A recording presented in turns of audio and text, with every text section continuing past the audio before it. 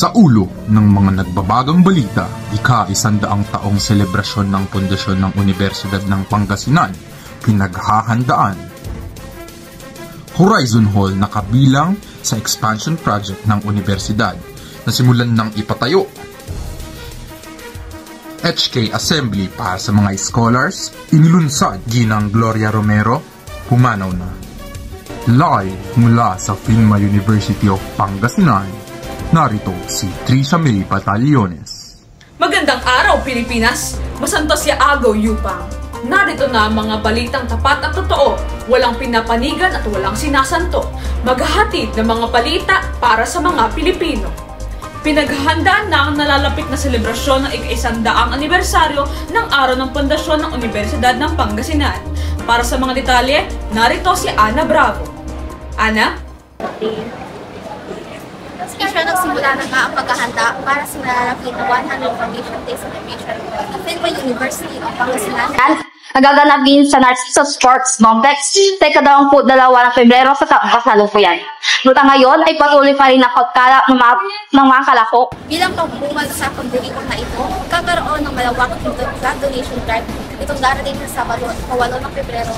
Gaganap din sa 5 iba't ibang lugar ng Pangasinan. Kabilang na ang Yupang Student Plaza, SM Dagupan, Nepo Mall Dagupan, Guanzon, Kilis, Toro, at St. John.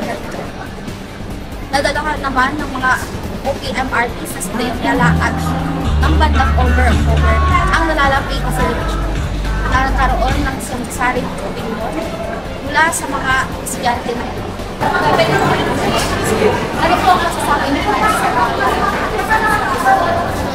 Sa darating po na episode, inaasahan po natin na maganda may mapakita ng FINMA Yupang sa kanilang preparasyon upang may pakita ang Foundation Day nito. Siguro ang masasabi ko sa mga artist na inimbitahan ay sila ay ngayong taon. Patuloy namin hinikaya ng actors na mabilahok ang mga mag-aaral para sa nasabing celebration. Ana Lizelle Bravo para sa Balitang Nasyon. Salamat, Ana! Horizon Hall na kabilang sa expansion project ng FINMA University of Pangasinan na simulan ng ipatayo. Para sa mga kaukulang detalye, narito ang report. Nasimulan ng ipatayo ang bagong gusali ng FINMA University of Pangasinan na pinangalan ng Horizon Hall. Matatagpuan ang gusali sa pagitan ng MBA at NH Building. Ayon sa COO ng universidad na si Ma'am Catherine Garcia, inaasahang matatapos ang pagpapatayo ng gusaling ito sa loob ng 6 na buwan. Layon umano ng gusaling ito na matugunan ang pangangailangan ng mga mag-aaral sa classrooms sapagkat ito ay magkakaroon ng 8 palapag at 56 na classroom cots.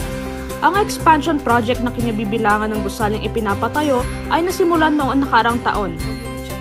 Maaalalang nagkaroon ng flood mitigation project ang paaralan na nagresulta sa pagpapataas ng FINMA Avenue bilang tugon sa labis na pagbaha sa loob ng campus matapos maapektuhan sa naganap na pagpapataas ng kalsada ng lungsod ng Dagupan. Trisha May Batallones para sa Balitang Nasyon.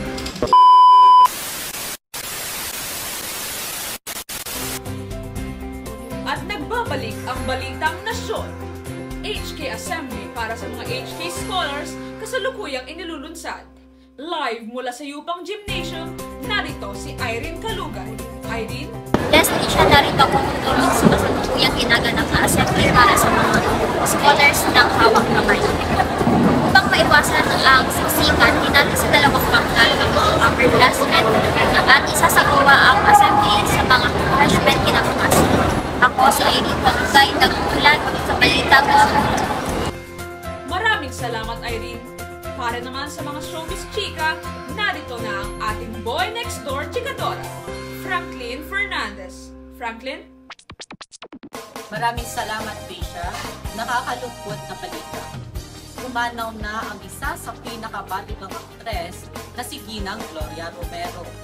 Siya ay pumanaw. Sa gulang na 71, ang aktres ay nagpaalam na noong ika-25 ng Henes, taong kasalukuyan.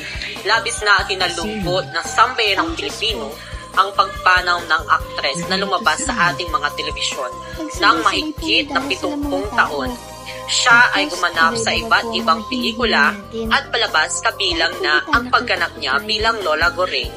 Tinaguriang siyang Queen of Philippine Cinema dahil sa kanyang pagganap sa mga pelikulang pumatok simula pa noong dekada 90. Natapos ang kanyang karir, patuloy pa rin pinahanga ni Gloria Romero ang sambayan ng Batangas. Ako si Franklin Fernandez para sa Balitang Nasyon. Maraming salamat, Franklin. Tunay ngang kahanga-hanga ang iniwan ng nag-iisang Gloria Romero. At iyan lamang ang mga balitang tapat at totoo. Walang pinapanigan at walang sinasanto. Ako po si Tricia May Batallones, maghahatid ng mga balita para sa mga Pilipino. Ito ang Balitang Nasyon. Narito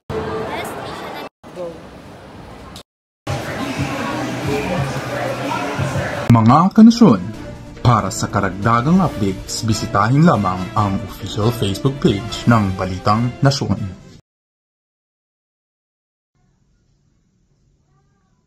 Ito ang Balitang Nasyon.